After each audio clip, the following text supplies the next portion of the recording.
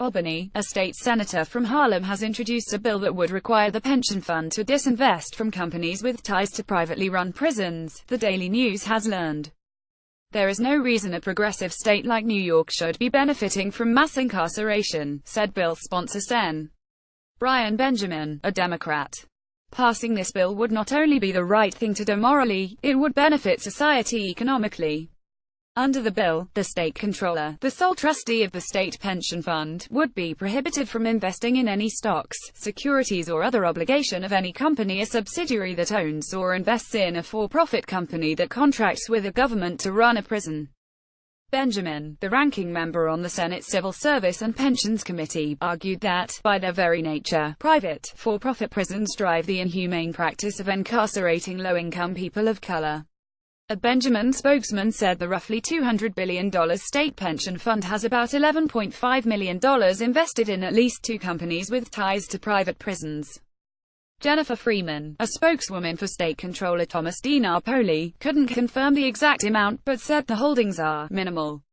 Mike Grolap Freeman said the Controller's office has spoken with Benjamin about the legislation, but hasn't taken a position.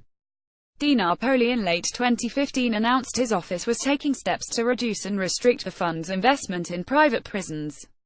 State law does not allow privately run prisons in New York, but there is no formal prohibition keeping the state pension fund from investing in such companies. E.J. McMahon, of the Empire Center, a state fiscal watchdog group, came out against the Benjamin bill, saying the controller's responsibility is to get the best returns on investments for the state's pensioners, not to politicize the process. This is basically a recipe for endless meddling and would actually undermine the integrity of the pension investments, McMahon said. Gov. Cuomo this past week called for the pension fund to stop investing in fossil fuel companies and also to find ways to disinvest current holdings from such companies. Mike Grolap DiNapoli stopped short of committing to Cuomo's goal. Unlike private prisons, energy companies are passively or actively part of many of the index funds in which the controller's office invests, his spokeswoman said. We have billions in energy companies, Freeman said. It's not easy to unravel those investments. Plus, those investments are typically large payers. They generally deliver solid returns. Cuomo argued last week that, you have to put your money where your mouth is, and that's what this proposal is about. Freeman argued that under DiNapoli, the pension fund has been finding ways to reduce our carbon footprint. She said the fund has $5 billion dedicated to sustainable energy investments and $2 billion in an index that invests in companies that reduce carbon emissions.